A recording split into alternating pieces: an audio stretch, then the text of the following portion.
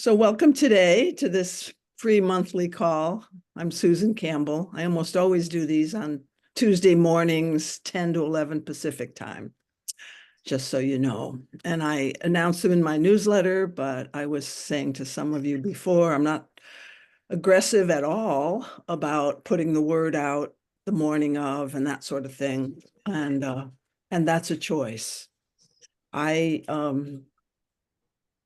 I just come from a background, the way I was trained, well, Fritz Perls is one of my teachers, Gestalt therapy. And one of his phrases was wipe your own ass. So he didn't believe in overdoing the caretaking thing. So that's just in my background, and it's my personality style anyway. So that means take care of yourself in finding these. And I want to say that I generally do these on topics that I just want to see what I have to say or what other people have to say about a topic. Like this one grew out of realizing that a lot of my clients come in with some situation where they've disappointed themselves. And then it got me thinking, how do I disappoint myself? Or is that any kind of a theme in my life?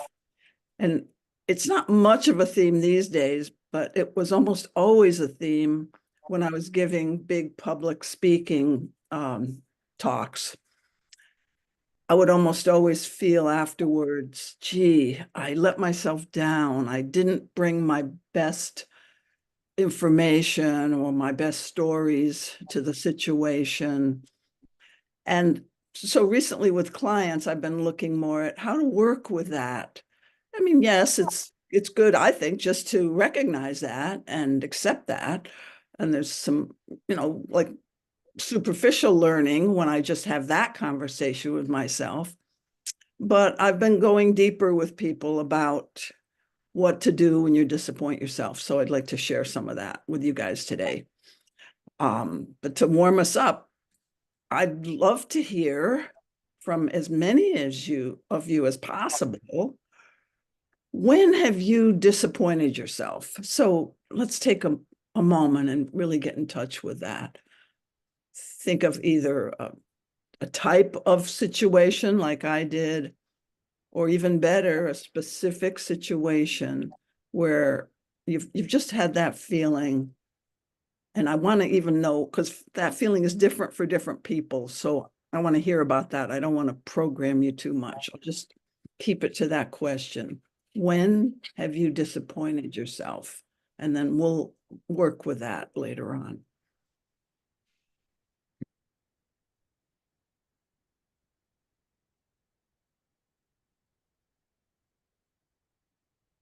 And notice how you feel as you bring up a memory.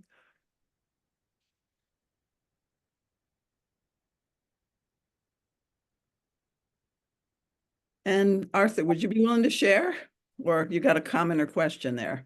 I'm totally willing to share. Great, go ahead, please. Um, One area that's been really alive for me recently is my relationship with my dog, Max. And the way in which I've disappointed myself with respect to him is that I find myself often getting very frustrated and irritated with his behavior, which then often manifests as being somewhat aggressive and rough with him, like tugging too hard on the leash or yelling, or like if he's jumping up at me, like, kicking him back. I don't mean like kicking him in like an animal abuse way, but like engaging with him in a way that I'm not proud of. Uh, when I want to instead be able to muster up more patience and kindness and understanding that at the end of the day, he's just a dog and he's doing the best that he can within the scope of his training. And so when he doesn't do as I ask, for instance, and he's being a punk, uh, you know, that means that I need to train him better, and I haven't done my job in investing the time in training him. So I know even when I'm upset with him, that really I'm just upset with myself for not having done the appropriate training. Mhm. And that oftentimes the things that I do, and when I react to his, let's call it non-compliance, is actually making the situation worse, right? He's not learning to behave better when I snap at him and he internalizes a fear response from me, and then so it's a vicious cycle, and it's really difficult for me to get out of it. But yeah, so that's something that I've been struggling with a lot in the last few weeks, especially. Thank you so much. And I, for one, was really feeling feelings like I was feeling like what I imagine are your feelings as you were talking. So I want to encourage other people to be actively engaged in your listening as you listen to people share. We're going to do some sharing like what Arthur started us on for a while, and then I'll take you through a couple of different ways to work with disappointment feelings in a way that will help you know yourself better and hopefully um, be be more the way you would like to be in these situations, grow toward that over time. Anybody else willing to share some way you disappointed yourself or a situation? Dex, and then Karen. Yeah, I thought of a couple of things. One is I'm daily, almost daily, make a list of things that I want to accomplish that day, and I don't always accomplish them. Yeah. My tendency is to push harder, try harder, and then either and I find myself getting more kind of contracted the harder I try. I Yeah, and then as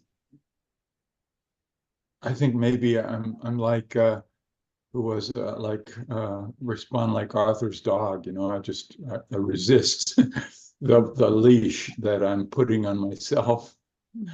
Uh, and then other times I just push what it is that I would otherwise be disappointed by, push it out another day, uh, to kind of just not fall into the disappointment. I just, yeah, I move it forward. And finally, if I just don't get the thing done, then I feel diminished somehow. Like I just feel smaller. That's me. Okay, thanks. Thanks. There's some rich material in there. I just made a note to come back to some things. Thanks. And Karen, you had something to share. Yeah, I kind of humorously, when you ask the question, how have you disappointed yourself? And I'm like, which time? Mm. But um I currently find I'm disappointed in my behavior because I'm not speaking up to myself in a living situation with a roommate. And I'm constantly ruminating on it. And then when I do speak about it, there's so much charge behind it that I'm not sure they can hear me at all. And I'm trying to think about it, and I'm trying to say what words that I think are non triggering to the person.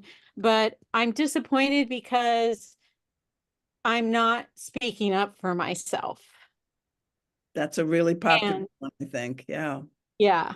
And I make up all kinds of stories in my head in the meantime about what this person knows or doesn't know, or anyways. And so I find myself disappointed in my behavior around it Yeah. and my inability. It feels frustrating to not to know like it's safe to speak up, but I hold myself back.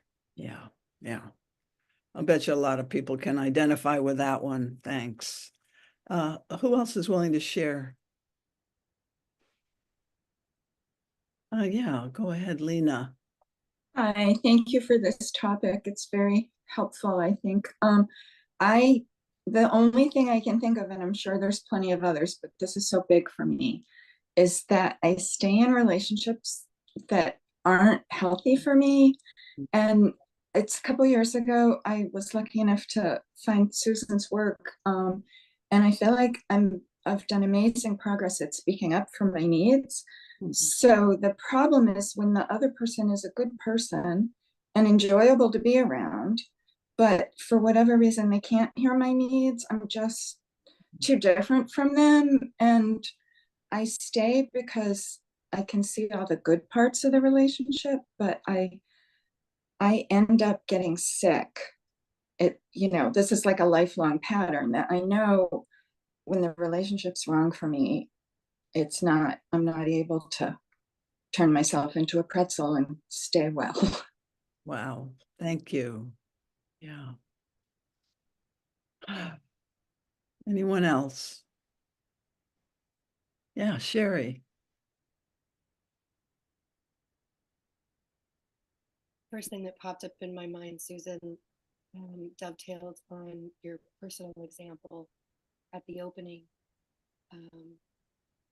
which is in a position of leading, being self-critical. I think you mentioned speaking at an event. And last month,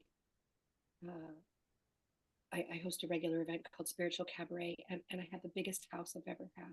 Like all the seats were taken, more people were still filling in, and I had this feeling of overwhelm. Like I was so excited by the full house, and I just couldn't get in my body. I couldn't, like I turned into a performative version of myself as opposed to like the heart-centered person that I want to be. And I'm like, here I have an opportunity to impact this full house on what this experience is all about. And I just felt like I bombed. And my friends that were there were like, Sherry, even your bad day is still fine, nobody noticed. But it didn't feel right for me. And I really carried that with me all month in February, and now we're into March. And so I'm just telling myself this story that that under pressure I don't know how to be an embodied leader. Thank you for that one. I was with you all the way on that one personally, Sherry. Anyone else? Scott. I'll share. I don't know, mine was weird. I feel like when you first asked the question, the first thing that popped into my mind, I feel a little embarrassed saying this, but the first thing that popped in my mind is that I disappointed myself as a child when I let my mom parent me rather than standing up, like being who I wanted to be, like being more outspoken. And I guess the funny thing is as I said this, I'm like, is that a real memory? Is that a real, like I'm even questioning it as I say it. Like, did that really happen, or is that just me imagining how my childhood is, like some sort of thing? But then anyway, then I decided, well, what's something more current that I can, look at that's more reality? And I'm in a place right now where I quit my job a while ago, and I'm still telling myself I want to do things I want to do with my life, and I'm not doing them. I'm just imagining, fantasizing, doing the dishes, cleaning the house, doing everything but the big things I want to do. yeah, every morning I wake up thinking, oh, I'm gonna like do what really matters, and then every night I go to sleep with these feelings of like, fuck, I didn't get to it again. Hmm. Thank you. Let's again, all of us, kind of feel with what we're listening to here. These are probably things we can relate to. Yeah. And Suzanne, you had your hand up too.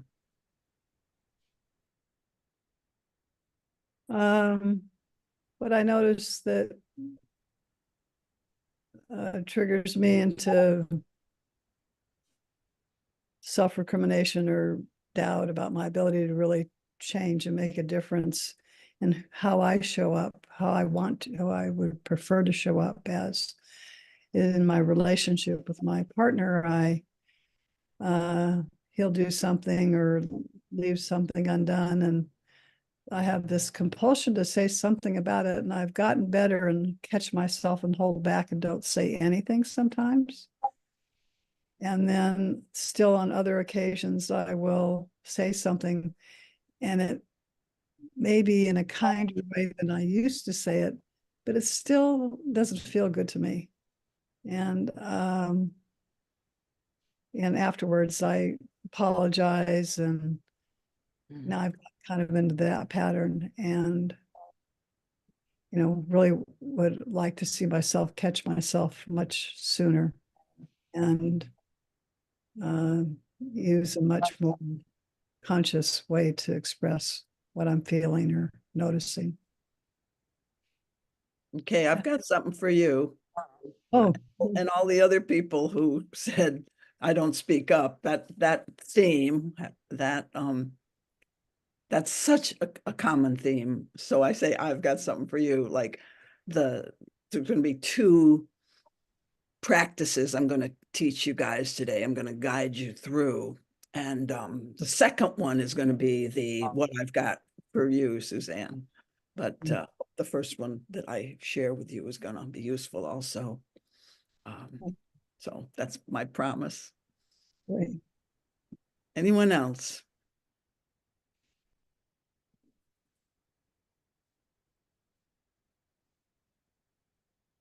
It was a pretty good sampling of types of issues, and I want to thank you so much, each of you who shared there.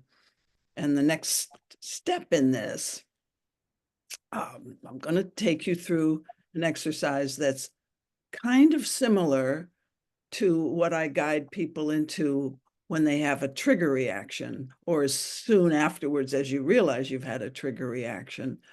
But the fact is, any uncomfortable situation that you can bring to mind, anything that was painful or felt off to you, you can work with that in a very similar way to the way I work with trigger reactions with people. And I guide people to learn the practice of doing this with yourself. So this is a practice you can do with yourself. So I'm gonna ask you to make sure you're really comfortable and centered in your chair, and just first notice how the chair is supporting you. And allow your breathing to deepen. And you'll probably want to close your eyes for this. So we're going to be going into that memory again. The memory that you brought up when I asked you to think of a time when you had disappointed yourself in some way. But first, we're going to really resource ourselves by continuing to focus on the breath, particularly the out breath, and allow yourself to become more and more relaxed, calm, open. Focusing on your body sensations, the sensation of the chair holding you, that safety and support, the resource of the breath,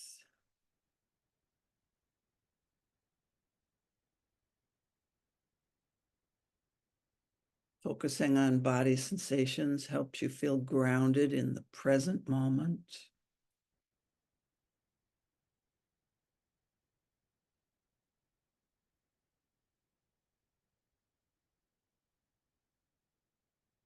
Just being with that for a minute.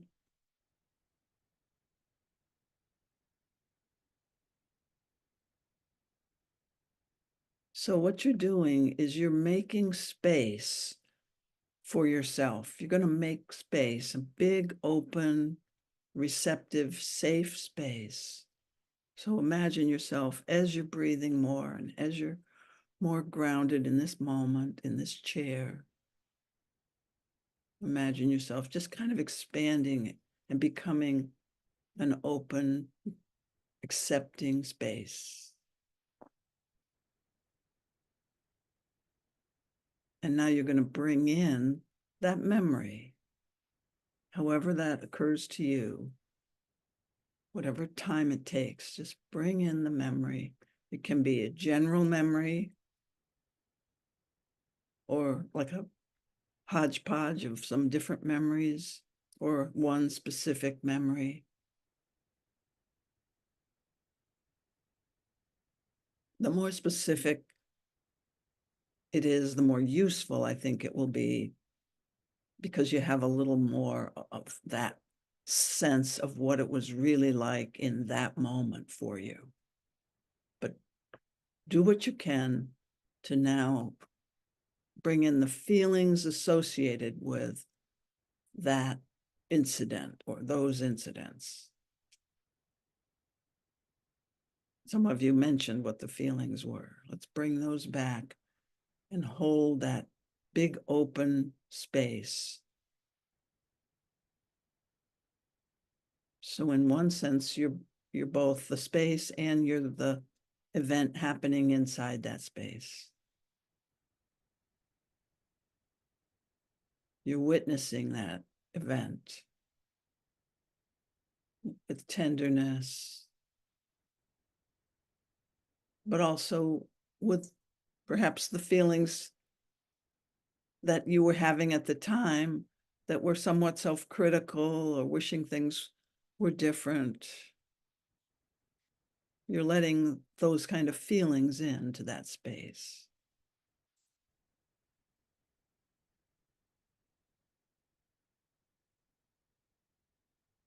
And notice as that space, as that witness, the body sensations and feelings of the person in that situation after you realized you disappointed yourself. Like, oh no, there I go again. What did you say to yourself? Oh, I missed a great opportunity. Or I'm not respecting myself. Just any self-talk that was there. Bring that in.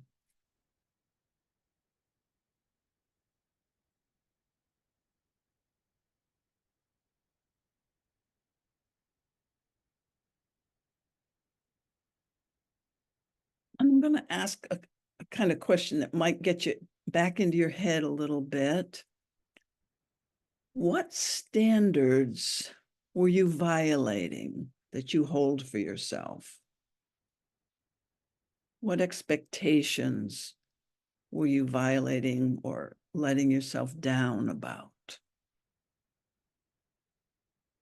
So we're now using this inquiry to look a little bit more at our own identity.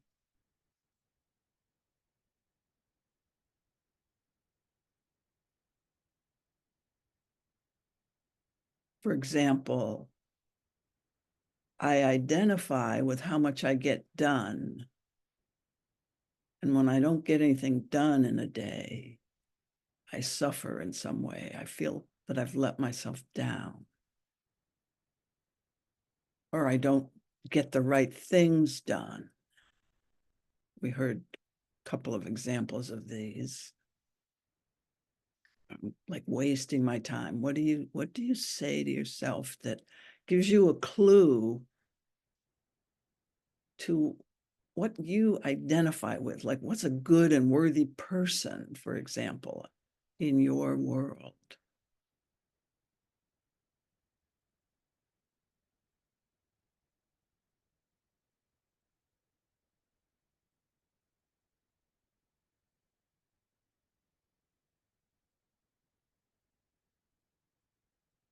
And as you sit with yourself, perhaps the witness also has some kind of message for you or some kind of guidance for you.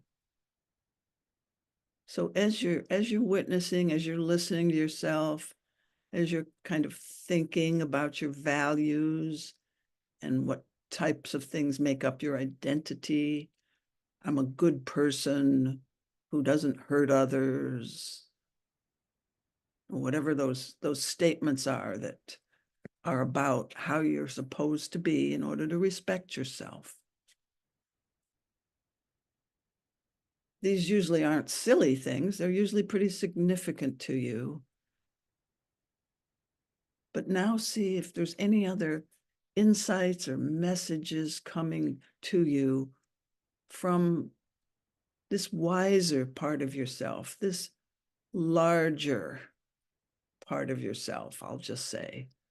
I'm just kind of suggesting that maybe some new information comes in, or some new way of feeling about yourself comes in when you simply hold a spacious presence for that disappointing experience.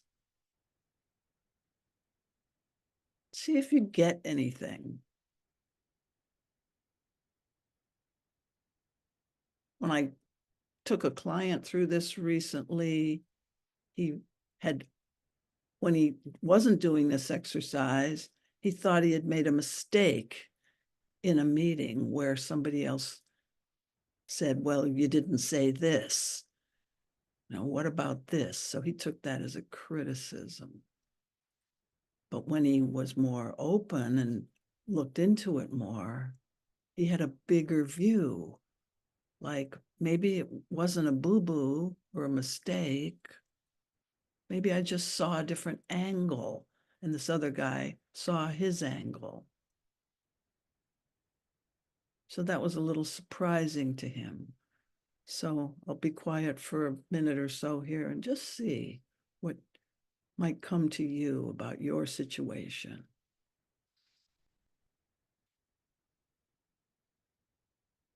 There could be more disappointment, like, gee, you didn't feel it deeply enough.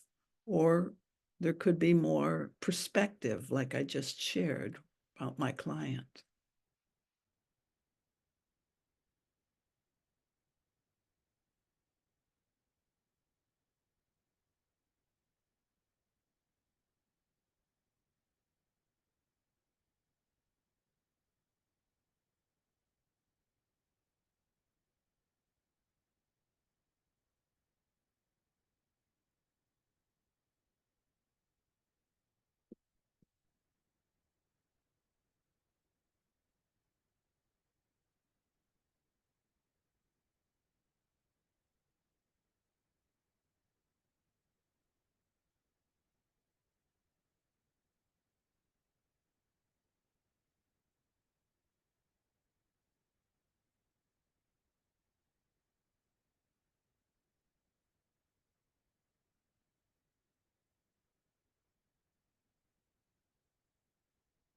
And now we'll take the next 20 or so seconds to gradually come back to being here in this group.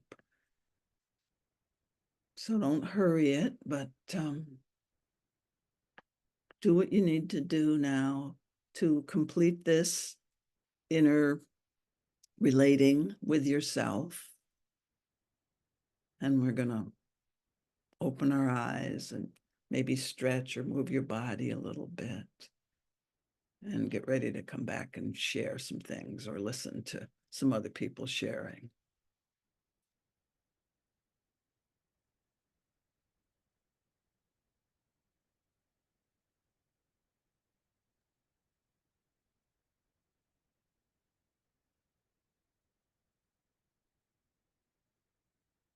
So who would be willing to say what came up for you as you just sat with the feeling? Arthur? The thing that came up for me the most was in response to your prompting us to think about like what our deeply held values are and in what ways were we maybe not living up to them. Mhm. And the two that came to mind in particular were one, that I can conduct myself with a certain level of calm and equanimity in the face of difficult or otherwise frustrating circumstances, stimuli, whatever. And that I'm not the kind of person who it just gets frantic or out of control or whatever. And the second thing that came up is that I take very seriously the being in a caregiver role for another creature. Mm. And that is, I mean, in my situation in particular with my dog, like that's really important because like I'm responsible for his well-being and I want to do it right, damn it. And so in those cases where I react badly to his not doing exactly as I might wish, that reflects badly on me in terms of, I mean, for myself, right? In terms of not caring for him properly, not giving him the training that he deserves, that I committed to when I decided to get him. Mm. Yeah, thank you. One of the phrases you said was, "I'm not the kind of person who," and that's such a good sentence stem when you want to look at your identity, what you hold as this is who I am. In a sense, it's kind of personal boundaries. There's a different kind of personal boundaries than what I will accept from others. There's a kind of personal boundaries this is what I accept from myself. So this is within the me zone. And these things are things I don't accept from myself. Like even gently kicking my dog, for example, that's outside of my scope here of me. So this exercise is really good to help you get a deeper sense of your personal boundaries. And sometimes it is affirming, like, yes, this feels like the me that I want. Other times, and maybe we'll see this as we hear other examples, you wonder, where did I get that boundary? Where did I get that idea of this is what a person needs to be? I'm not sure we had any that will fit that, but maybe the one about to-do lists. I mean, actually didn't say to-do list, but it's that getting things done. Where did I get that value? Well, I mean, in some ways it's obvious. It's our whole culture is a kind of a do kind of culture. And yet it's sometimes good to go, where did that come from? Or even a nice value, like I'm the kind of person who's a good caregiver. I take that very seriously. Not that it's one that you wouldn't want to have, but yet where did that come from? Not everybody is going to have that one. So just having a little more depth of how you look at yourself and where you get clues about habits and patterns. Some of your patterns are authentic. They've been honed by reworking your conditioned patterns, your like childhood and social conditioning. Some of your patterns are automatic, unquestioned, and sometimes not quite on with your authentic self. So I'm suggesting that. We'll see if that turns out to be the case for you. Scott, would you share? Yeah. I guess just going going off what you were just saying, I noticed as I was doing the the guided thing that I feel like I was getting lost in, I kept switching from how I'm disappointing myself into noticing it was, my brain was switching over into how I'm disappointing other people Hmm. and how it's, and it's funny, I had to like re-remind myself, oh no, this is about how I disappoint myself. And I was just noticing how automatically my brain just goes outside of me and sees it as how I'm disappointing other people and how they see me. And yeah, that just, I it love was, that. That's the same as my client that I kind of gave an example of, where he, just because somebody else had a different angle on something, he immediately criticized himself. And then when he took some time, it's a little different than what you're saying, but it's like, then when he took some time, he realized, I'm defining myself by the way others see me. And wait, I'm now more in touch with something almost like an inner wisdom. But I like what you said there, Scott, because you just saw a pattern. yeah, Once we see patterns, we're more empowered to notice them in the future, make some choices around them, and that sort of thing. yeah. That's the theory, but I actually think it works that way. Anybody else willing to share? Suzanne. This is a little tenuous for me, but what I'm noticing is that my original intention was a good intention to acknowledge my partner's freedom to do what he had done. But there is a presumption that I have behind that he needs that from me in some way, or I'm trying to change myself and be positive about stuff, but it wasn't clean. I'm not quite sure how to see it. I can see that, well, obviously there's some confusion I have right in the moment about that. And then I'm presumed certain things about his behavior that maybe there's some validity. I've seen the validity in the past in my understanding those behaviors, but to go on the presumption rather than asking or being curious about it and inquiring of him what it meant for him, I was already projecting what I thought the meaning was. And that's not who I want to be. Mm-hmm. And so there's where that disappointment in myself comes from. It makes it into a muddle instead of, I don't know if I think this process of beginning to recognize it will help me now become clearer and not, throw mud on the situation in the first place, but rather come from a different place in myself that I'm not real familiar with, but that I want to be able to choose to come from. I don't know if that's clear. Yeah, well, what I make of that is, one thing is you're giving yourself some wisdom in that quiet time. You gave yourself some wisdom, some guidance. And I, in a way, when we're just quiet and we sit with something with that attitude of receptivity, and if we can make ourselves feel safe, it's always good to know how to self-regulate, which is kind of what we were doing there.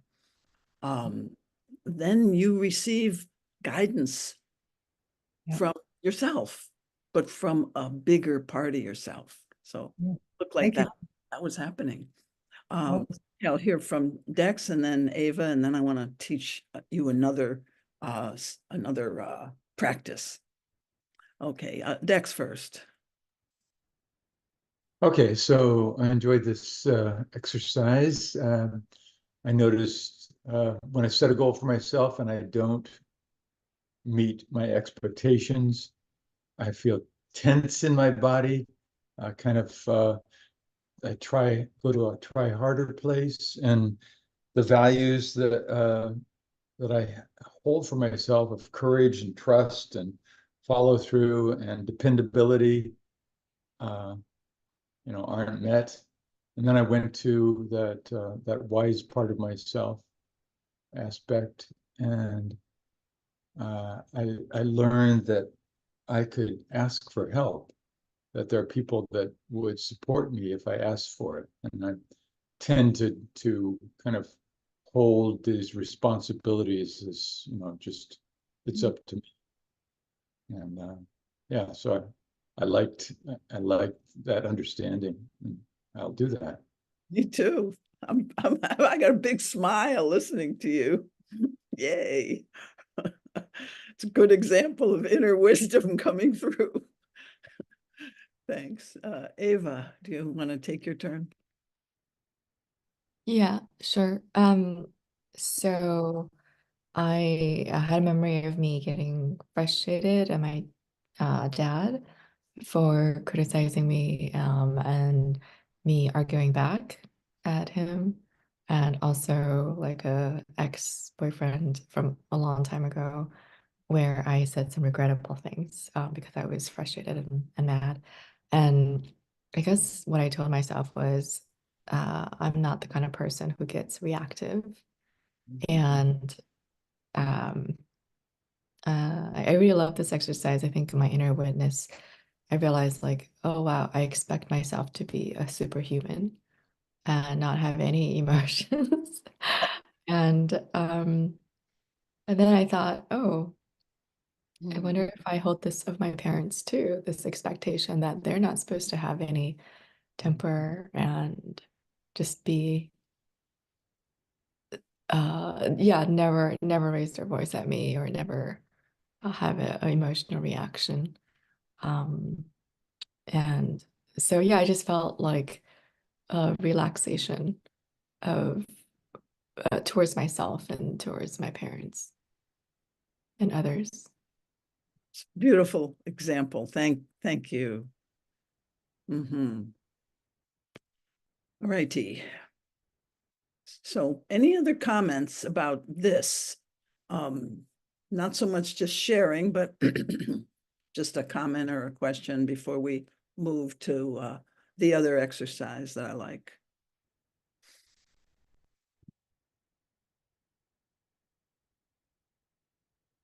So for those of you who shared sometime where you were in an interpersonal situation, see, a lot of this disappointment is just with yourself, but when you're in an interpersonal situation and you disappoint yourself, and I'm thinking more one-on-one now, I can't just go back and redo the whole speech that I didn't do a good job on, but this is a do-over exercise. It's the thing that it's in my book, Getting Real, in the chapter called Revising. The subtitle of that chapter is You Can Go Out and Come In Again. You can actually go back and redo a conversation or at least redo it in your own mind. And so I'm going to take you through that, but some of you have already thought of a situation where you spoke in a confusing way, or you didn't speak your full truth. It's that sort of thing. Or maybe you really didn't want to share the truth. You tried to do this in the past and it didn't go well. So I want to ask you to think of a situation where you didn't speak up for yourself, or you were on automatic, or you intentionally withheld for some kind of fear reason, or avoiding discomfort reason. So just think of one of those situations, and some of you already had one, and even the ones that some of you brought up that were more with yourself, they may now have an interpersonal example go with them. So just see if there was anything. I'm going to move through this one a little more quickly. So it's a situation where you just weren't your best self, but it was an interpersonal conversation type situation.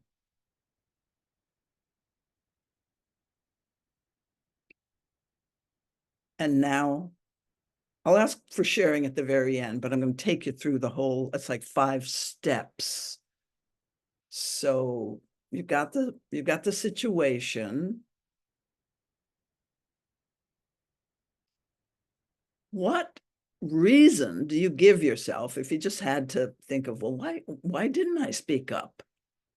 Or just like a deep reason or a superficial reason, just whatever reason comes.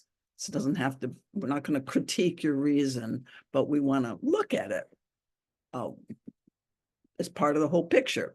For example, I didn't think the relationship was worth it. I hear that one a lot. You know, I'm not that invested in the relationship. It doesn't matter that much. So I just kind of told a lie or was kind of altered my truth from like a people-pleasing pattern. So you might have that, or you might, what reason do I have? Do I give myself? Well, I was in a pattern. You know, I just automatically agree to things, or I just automatically am critical. You know, those things that you already know you automatically do. And then later you go, oh man, that was my pattern again. So, give yourself that reason. It's good to be aware of our patterns and to admit them and have some kind of vocabulary or label for them, like people pleasers, a common label. So what was the situation? What reason did I give for doing that or not speaking up? Now here's one, the critical one. If I had felt completely safe in that situation and really kind of on top of my pattern, I wasn't, or maybe you could say underneath your pattern, because patterns are usually on top of more authentic feelings. But if I'd been truly in touch and not in a pattern, what might I have said? Or maybe I would have confessed that, I was in a pattern. I didn't mean what I said when I was in that pattern. Like I said yes to helping you move next weekend, when really, I've got a paper due that I was supposed to do that weekend. But I just said yes because, that's my pattern to, try to be a good friend. And, so the idea is, what would you have said if you felt completely safe to just admit whatever was going on that was deeper and more authentic? So now I'm going to ask for some shares, just this piece. What would you have said? So take a moment to see if you're willing to volunteer. Formulate the exact words you wish you had said back in that situation.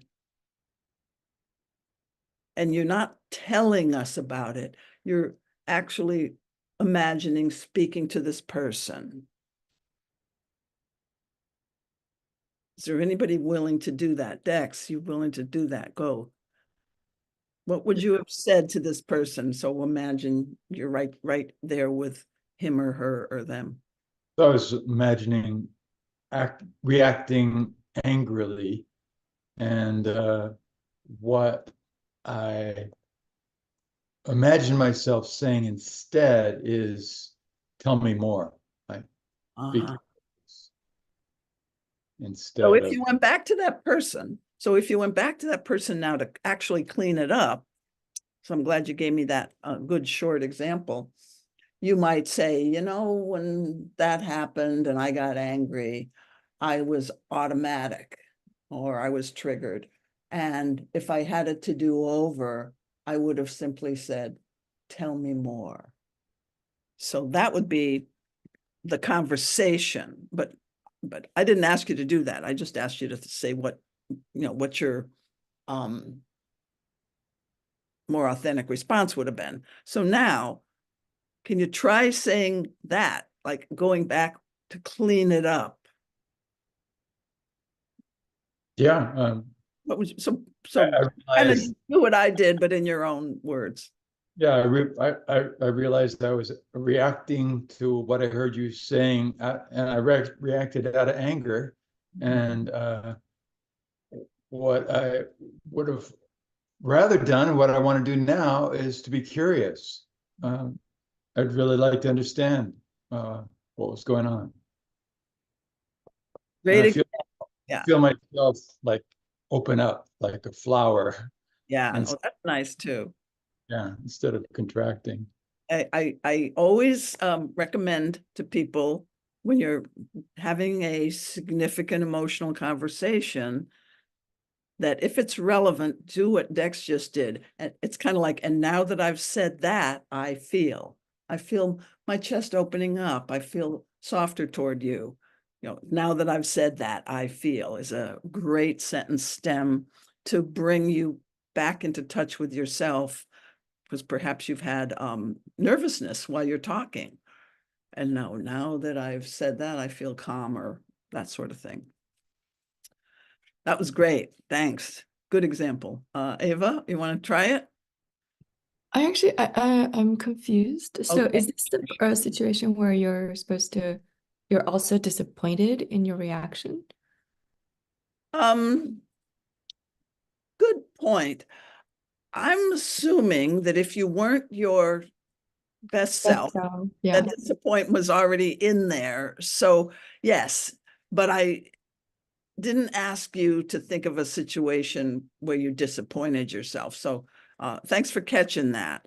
I made a kind of generalization in my own mind that this exercise would be a good exercise for when you've disappointed yourself under the conditions of an interpersonal relationship where you hid your truth or was on automatic.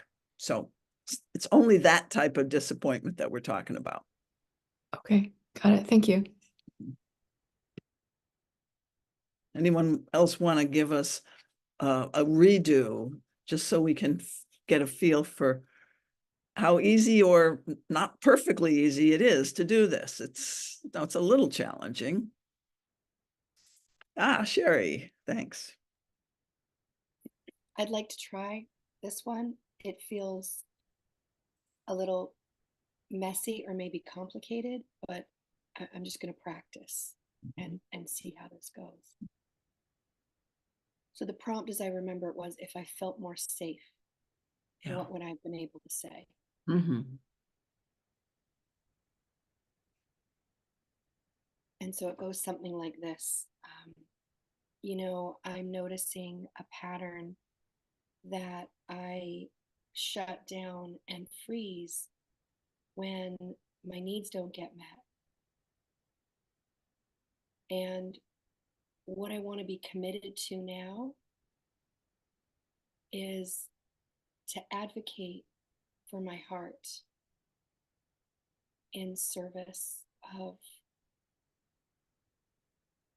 avoiding the feeling of self-betrayal, because that's my number one priority. And is there an actual statement that you would make that would be different than what you did say, or was that it? Well, I was in freeze response. So, and I'm going back to my, the marriage that I'm sort of still healing from, the divorce, even though it's been many years. I'm doing some deep work now. And what I'm recognizing is that there's this forgotten healing piece of self-forgiveness. Mm-hmm. For the times when I just accepted the way that I was being treated and I made it okay by staying. Mm-hmm. And so what's mine to own instead of blaming the other is that I stayed.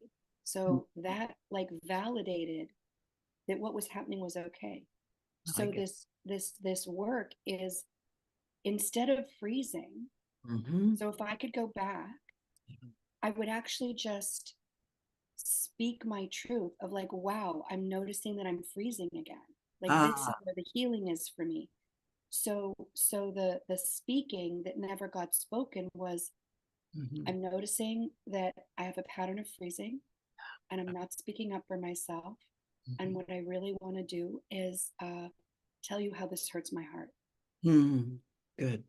And Yeah. then see what's there, Mhm. you know, because I can't control, you know, someone else's response to my emotional experience. Yeah. Yeah. So just notice how you feel as you speak those words. Activated. Uh-huh. My tummy's really tight. Yeah. And even my throat is is tight. Yeah. Yeah. So some of us, if we're doing this on our own while witnessing Dax Balloons. and then Sherry balloons. Oh, you're getting some cheers there, Sherry. While we're listening to these others, I'm really asking you to do your own exercise, like if you had it to do over, just do that in your mind right now, because we're not going to have time to hear from everybody. And sometimes when you redo it, you're going to feel better, like Dex did. He better, you know what I mean by better. And then sometimes you're going to feel like a little, oh, this is a little more challenging, you know, I'm a little contracted and so forth. And so that your answer to that question, how does it feel to speak this, even in the safety of it's just us here, the person's nowhere near us? How does it feel? That will inform your answer to this last question, which is, would it be appropriate to actually go back to this person and have this conversation that you just kind of rehearsed in your own mind? And sometimes the answer is yes, sometimes the answer is no. Depends on a lot of factors, and it's not absolutely important, really, that you go back. I mean, if you can, and like Sherry said, I'll just go and, you know, well, she said it hypothetically, but I would just go and let the chips fall where they may, realize I can't control the outcome. But sometimes it's either for some reason not appropriate, you're not up to it. No, this was good enough. Just saying it to myself. And that's what I want to get across to you.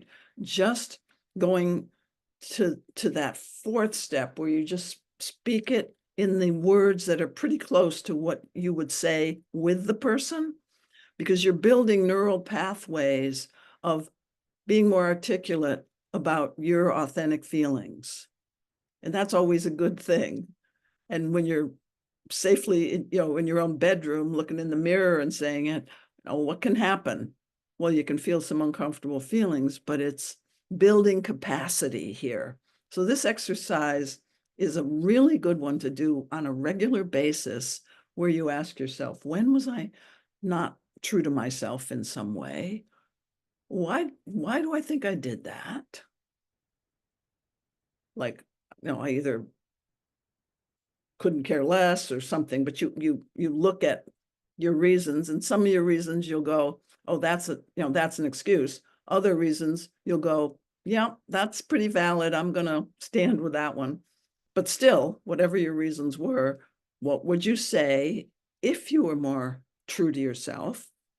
And then and how that feels. And then, is it time to do that? Can you make a time to go and have this conversation? And if you do make a time to, like, make a promise to yourself to go and have this conversation, of course, you have to get the other person's buy-in, their consent. You have to let them know that you want to clear the air and you want to have time to do that with them. And is this a good time, or when's a good time? And so forth. And then once you've delivered your do-over, your revision, then you always want to ask, and now I'd like to know how that lands for you.